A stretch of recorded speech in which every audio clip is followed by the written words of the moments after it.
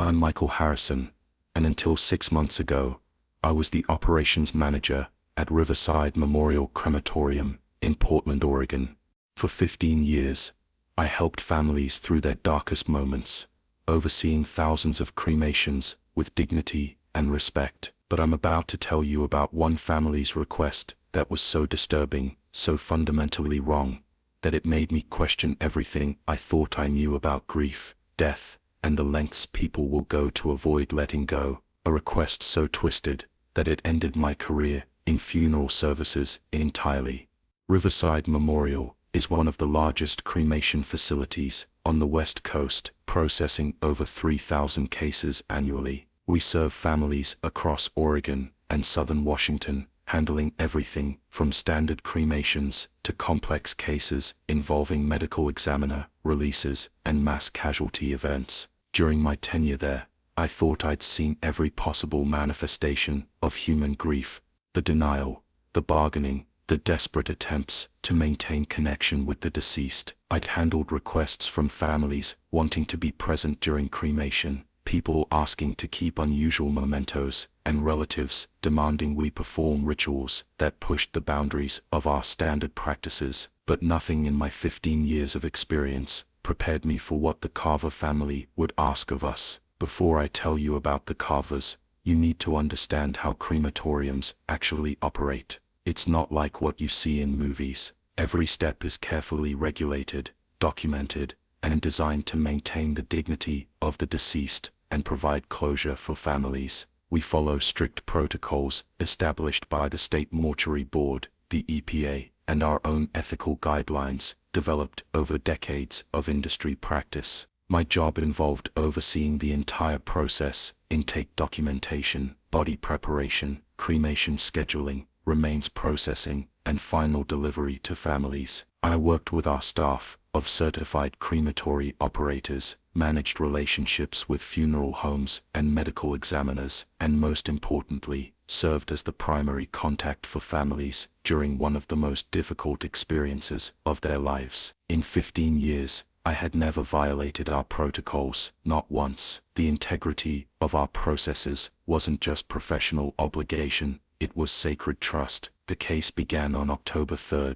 2024, when Margaret Carver contacted us about arrangements for her deceased husband, Robert Carver, age 67. Robert had died of a heart attack at their home in Beaverton, and Margaret wanted to arrange a cremation as quickly as possible. This wasn't unusual. Many people prefer cremation for its simplicity and cost-effectiveness compared to traditional burial. Margaret seemed like a typical grieving widow when she first visited our facility. She was composed but clearly devastated, asking standard questions about our processes, pricing, and timeline. Her daughter, Patricia, accompanied her and handled most of the paperwork, while Margaret sat quietly, occasionally dabbing her eyes with tissues. What struck me initially was how insistent they were about speed. Margaret emphasized multiple times that she wanted Robert cremated as soon as legally possible and was willing to pay extra fees for expedited processing.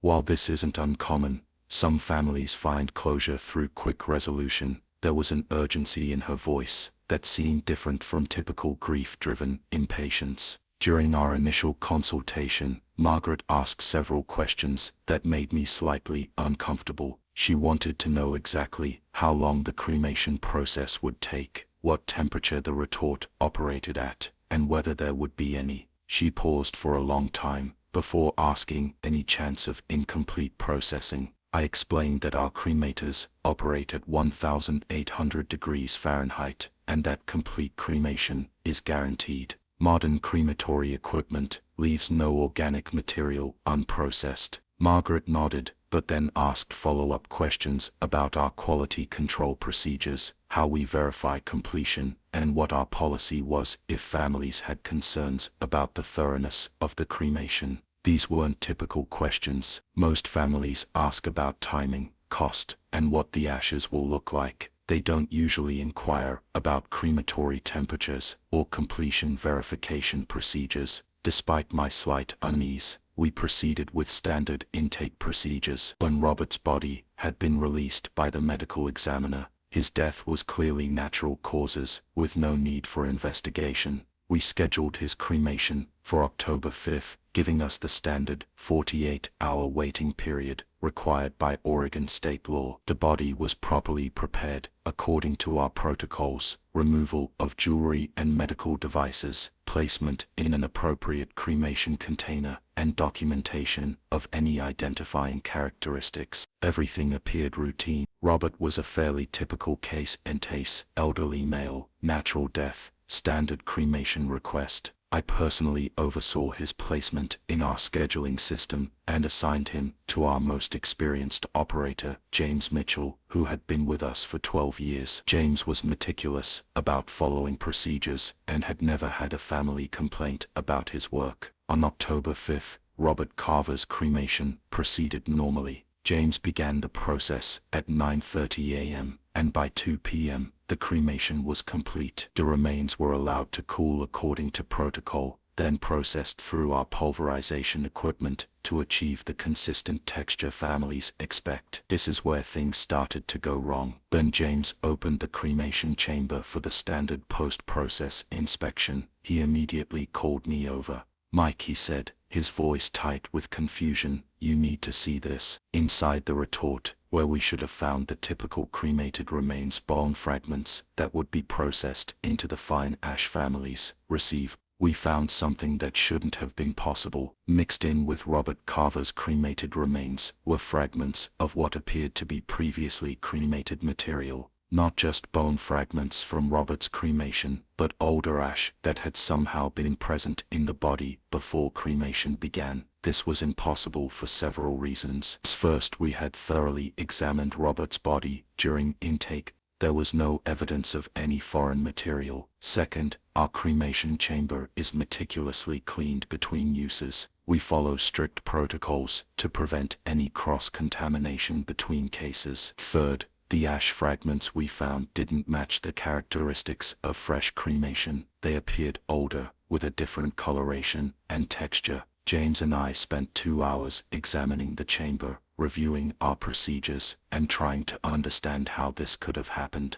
We found approximately half a pound of foreign cremated material mixed with Robert's remains. I immediately implemented our contamination protocols. We separated the foreign material from Robert's cremated remains, documented everything with photographs, and began an internal investigation. This had never happened in our facility's 30-year history. My first thought was equipment failure. Perhaps material from a previous cremation had somehow remained in the chamber despite our cleaning procedures. We had conducted 3 cremations since our last deep cleaning, and none of those families had reported any issues. My second thought was human error. Maybe someone on our staff had accidentally introduced foreign material, but our security cameras showed standard procedures being followed throughout Robert's case. I was facing a situation that challenged everything I understood about crematory operations. That afternoon, I called Margaret Carver to inform her that we had encountered an unexpected issue with her husband's cremation and that we needed additional time to resolve it before releasing his remains. I didn't give her specific details.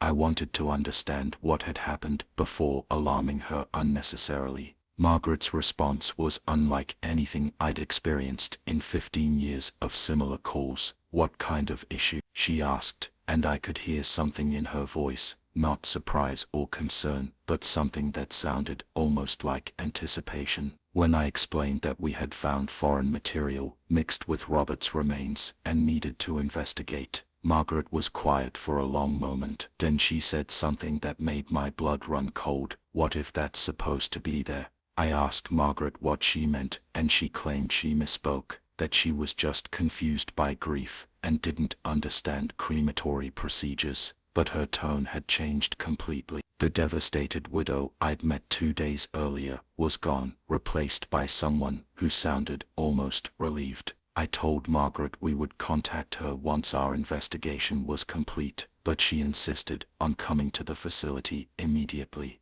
Within an hour, she and Patricia were in my office, asking detailed questions about what we'd found and demanding to see the foreign material. When I showed them photographs of the contamination, Margaret stared at the images for a long time, then looked directly at me and said, "Mr. Harrison, I need to tell you something about my husband and about my first husband and about what I've been doing for the past 30 years. It's what Margaret told me next would reveal a systematic deception so elaborate and disturbing that it would force me to question everything I thought I knew about the families I'd been serving and ultimately drive me from the funeral industry forever. When I left you in part 1, Celeste Ravencroft had just revealed that Bartholomew was her 7th husband, and that the cremated remains we found hidden in his body belonged to her 6 previous husbands, along with other family members who had joined their eternal family over 34 years. What she told me next would expose a systematic pattern of murder, so elaborate and perfectly concealed that it had gone undetected for over 3 decades. As Celeste laid out those wedding photographs across my desk, showing herself with 7 different men spanning from 1989 to 2023, I realized I was looking at evidence of what might be the most successful serial killing spree in modern American history. But the true horror wasn't just the number of victims, it was the twisted logic that had driven her to murder, and the elaborate ritual she had developed to keep her victims with her forever. "Elena," Celeste said, arranging the photographs in chronological order, "I need you to understand that everything I did was motivated by love. When Harold died in 1989, I was devastated. I couldn't bear the thought of being separated from him forever. That's when I realized that cremation offered a solution that burial never could." She opened one of her journals and showed me detailed handwritten notes about cremation procedures, chemical compositions of human ash, and methods for preserving and concealing cremated remains. After Harold's cremation, I kept a portion of his ashes and had the rest of him cremated separately. Then when I married Richard 4 years later, I made sure Harold would never be alone. What Celeste revealed next demonstrated a level of premeditation and psychological manipulation that defied comprehension. She had developed a systematic method for selecting, marrying, murdering, and preserving her victims that had allowed her to operate undetected across multiple states and jurisdictions for over 3 decades. Her victim selection process was methodical and calculated. She targeted wealthy, older men who were socially isolated, widowers, divorced men with estranged children, or confirmed bachelors who had accumulated significant assets but lacked strong family connections. She met them through upscale social events, charity functions, and exclusive clubs where wealthy individuals gathered. "I always chose men who were lonely," Celeste explained with disturbing matter-of-factness. "Men who were grateful for companionship and wouldn't ask too many questions about my past. Men who were successful enough to provide comfortable living, but isolated enough that their deaths wouldn't trigger extensive investigations." Her approach to each relationship followed an identical pattern. She would present herself as a wealthy widow, which after Harold's death was technically true, who was seeking companionship rather than financial security. She cultivated an image of sophisticated independence, claiming to have inherited substantial wealth from previous marriages and family inheritance. The courtship phase typically lasted 18 to 24 months. During this time, Celeste would gradually isolate her targets from existing social connections, convincing them to relocate to new cities where they could start fresh together. She would encourage them to liquidate assets, claiming she wanted to invest their combined wealth in new opportunities. Most importantly, she would convince them to update their wills, leaving everything to her as their devoted wife. "The key," Celeste said, showing me detailed notes she had kept about each relationship, was making them feel like they had found their soulmate. "I studied each man carefully, his interests, his fears, his dreams for the future. I became exactly what he needed me to be." Celeste's method for killing her husbands was both sophisticated and virtually undetectable. She had developed expertise in using natural compounds that would accelerate existing health conditions or create symptoms that appeared to be natural causes of death. "I never killed healthy men," she explained, as if this distinction somehow made her actions more acceptable. "I chose men who already had underlying health issues, heart disease, diabetes, high blood pressure. I simply encouraged their conditions to progress more rapidly than they would have naturally." Her preferred method involved a combination of digitalis compounds extracted from foxglove plants and carefully administered doses of potassium supplements. Digitalis, when properly prepared and administered in small doses over time, could trigger cardiac arrest in individuals with existing heart conditions. The potassium supplements would elevate blood potassium levels to dangerous ranges, particularly in men taking medications for blood pressure or heart disease. The beauty of this approach, Celeste said with chilling clinical detachment, is that both substances occur naturally in the human body. Post-mortem toxicology testing would show elevated levels, but unless investigators specifically suspected poisoning and knew exactly what to look for, the deaths would appear to be natural progressions of existing medical conditions. She showed me detailed charts tracking each husband's medication schedules, dietary habits, and health symptoms. Over periods of 6 to 12 months, she would gradually introduce increasing doses of her compounds into their food and beverages.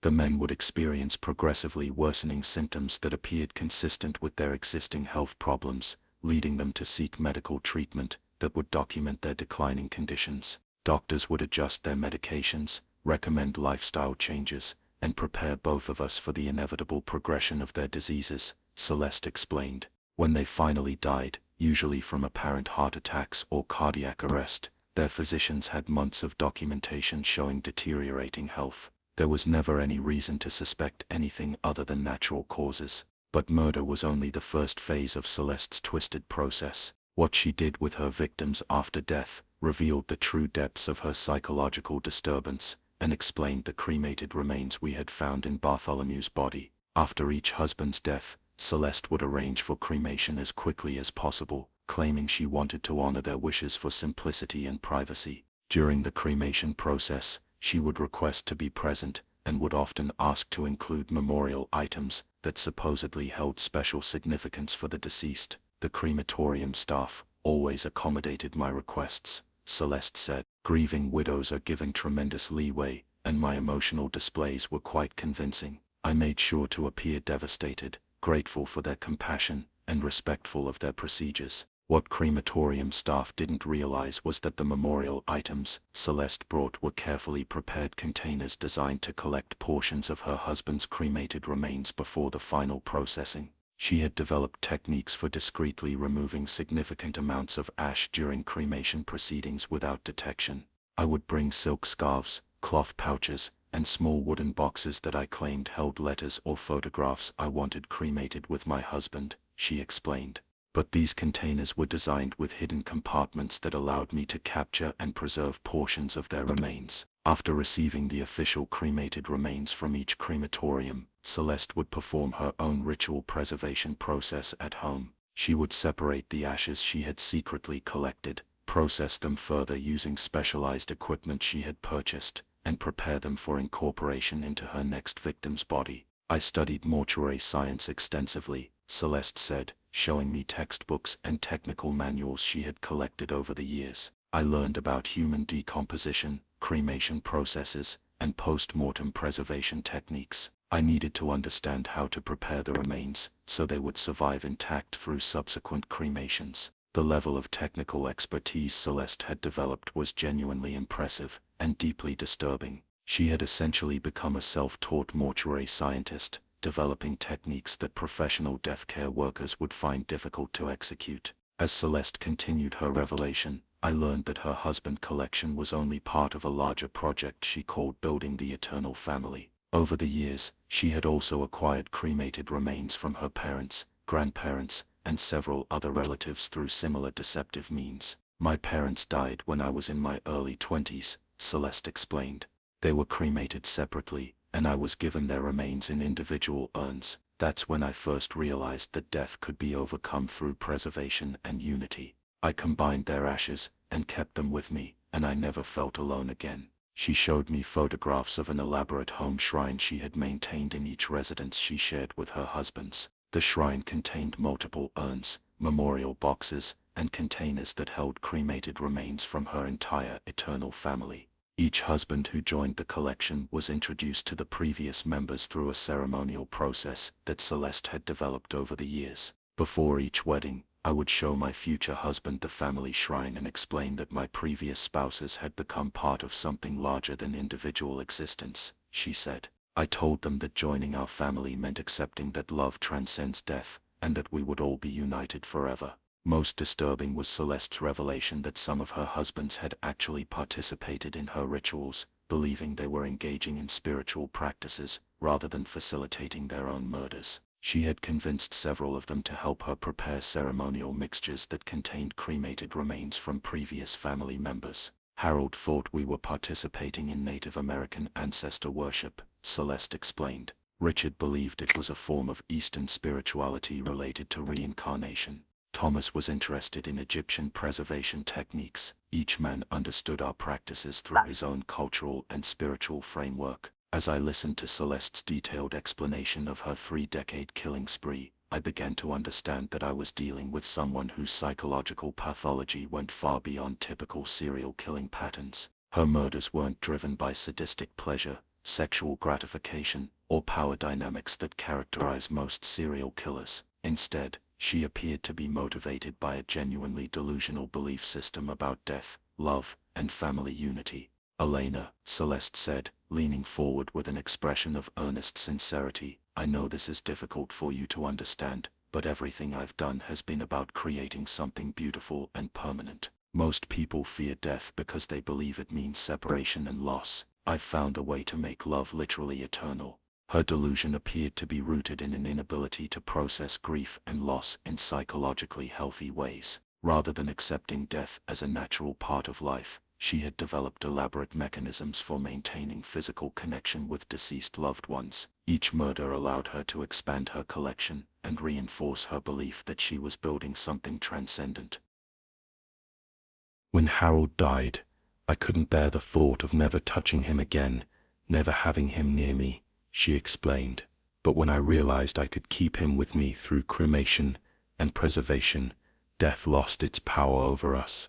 And when I met Richard, I knew I could share that gift with him too. The psychological sophistication of her delusion was remarkable. She had created an internally consistent belief system that justified murder as an act of love, presented cremation as spiritual transcendence, and framed her elaborate deception as building an eternal family. Within her distorted worldview, her actions were not only justified, but noble. Most people are selfish about death, Celeste said.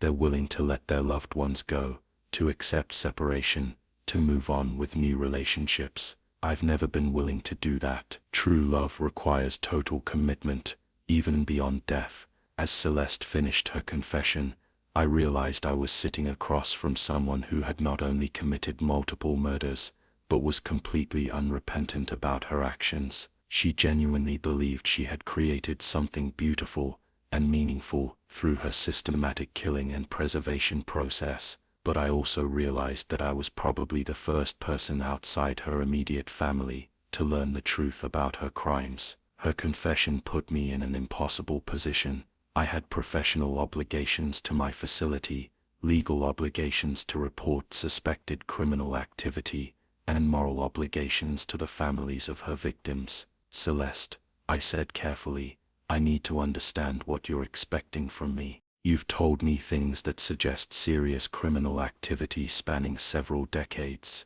What do you want me to do with this information? Her response revealed that she had carefully planned this confession and had specific expectations about how I would respond. I want you to proceed with Bartholomew's cremation, exactly as we discussed, she said. I want the family remains included with his body to be cremated together, creating the unified ashes that will represent our complete eternal family. And then I want you to forget this conversation ever happened. She reached into her portfolio and removed a cashier's check for $50,000, made out to Serenity Hills Memorial Crematorium. This is a donation to your facility in appreciation for your discretion and professionalism. All I'm asking is that you treat this as any other cremation request from a grieving widow. When I explained that I couldn't simply ignore evidence of multiple murders, Celeste's demeanor shifted dramatically. The composed, articulate woman disappeared, replaced by someone whose underlying pathology became immediately apparent. "Elena," she said, her voice dropping to a whisper that was far more threatening than shouting, "I've spent 34 years building something perfect and permanent. I've been careful, methodical, and successful because I understand how people think and what motivates them. You have two choices: help me complete my family, or become part of the family yourself." That threat clarified everything for me. I was no longer dealing with a delusional woman seeking cremation services. I was confronting an active serial killer who was prepared to add me to her victim list if I interfered with her plans. I excused myself from the meeting, claiming I needed to consult with our facility director about accommodating her special requests. Instead, I immediately called the Pima County Sheriff's Department and reported suspected criminal activity at our facility. Within 2 hours, detectives arrived at Serenity Hills to interview Celeste and examine the evidence we had discovered in Bartholomew's body. What followed was one of the most complex criminal investigations in Arizona state history, ultimately involving law enforcement agencies from 7 different states and the FBI's Behavioral Analysis Unit. The investigation revealed that Celeste Ravencroft had indeed murdered 7 husbands over 34 years, accumulating an estimated $12 million in life insurance benefits and inherited assets. Her victims included Harold Morrison, 1989, Richard Blackwood, 1993, William Sterling, 1998, Thomas Ashford, 2003, Frederick Pemberton, 2009, Marcus Whitmore, 2017, and Bartholomew Ravencroft, 2023. Each death had been investigated by local authorities and determined to be from natural causes related to existing health conditions. Celeste had been extraordinarily careful to establish documented medical histories that supported natural death determinations, and she had never attracted suspicion by remaining in the same jurisdiction for multiple deaths. But perhaps most disturbing was the discovery that Celeste had been planning to expand her activities. Among her personal belongings, investigators found detailed surveillance notes on 3 different men she had been considering as potential husband number 8. Celeste Ravencroft was arrested and ultimately convicted on 7 counts of first-degree murder. She was sentenced to life in prison without the possibility of parole and is currently housed at the Arizona State Prison Complex in Perryville. During her trial, she maintained that her actions were motivated by love, and that she had created something beautiful through her preservation of family unity. But for me, Celeste's case represented the end of everything I had believed about human nature, grief, and the funeral industry's role in helping people process loss. I had spent 18 years providing compassionate death care services, believing that I was helping families honor their loved ones and find closure through our dignified processes. Celeste's revelation shattered that belief system completely. She had exploited the trust, compassion, and professional courtesy that define death care services. She had used our industry's commitment to accommodating grieving families as cover for her systematic murder spree. Most devastating was the realization that she wasn't unique. If someone could successfully exploit our systems for 3 decades without detection, how many other Celeste Ravencrofts might be operating undetected? I submitted my resignation to Serenity Hills Memorial 6 weeks after Celeste's arrest. I couldn't continue working in an industry where my professional compassion and willingness to accommodate family requests had been weaponized by a serial killer. The psychological impact of discovering that I had been unknowingly facilitating murder was devastating. I began questioning every unusual request I had accommodated over 18 years, wondering whether other families had been manipulating our processes for criminal purposes. The trust and empathy that had defined my professional identity became sources of doubt and paranoia. Today I work as a victim advocacy coordinator for the Arizona Department of Public Safety, helping families navigate the criminal justice system when their loved ones become victims of violent crime. The work allows me to channel my experience in death care toward helping people rather than potentially enabling their exploitation. But Celeste Ravencroft's case continues to haunt me because it raises fundamental questions about the nature of love, grief, and the human capacity for self-deception. Her crimes weren't motivated by typical serial killer psychology. She genuinely believed she was creating something beautiful and meaningful through murder and preservation. How do we distinguish between healthy grieving processes and pathological inability to accept loss? How do we balance compassionate accommodation of family requests with necessary skepticism about criminal exploitation? How do we maintain the trust and empathy that define death care services while protecting against systematic abuse? Perhaps most disturbing is the realization that Celeste's success wasn't due to exceptional criminal sophistication, but rather to our collective assumption that grieving families act with pure motives. The death care industry operates on the principle that bereaved people deserve our unconditional compassion and support, and that assumption created the exact vulnerabilities that Celeste exploited. Her case serves as a chilling reminder that evil can disguise itself as love, that systematic deception can operate undetected for decades, and that even our most sacred human institutions can be corrupted by those who understand how to manipulate our better impulses. The woman who built an eternal family through murder taught me that sometimes the most dangerous predators are those who genuinely believe their actions are motivated by love, and sometimes the most devastating betrayals come from those who exploit our willingness to show compassion during humanity's most vulnerable moments. Celeste Ravencroft's 34-year killing spree ended with her arrest, but the questions her case raises about trust, love, and human nature will haunt me for the rest of my life.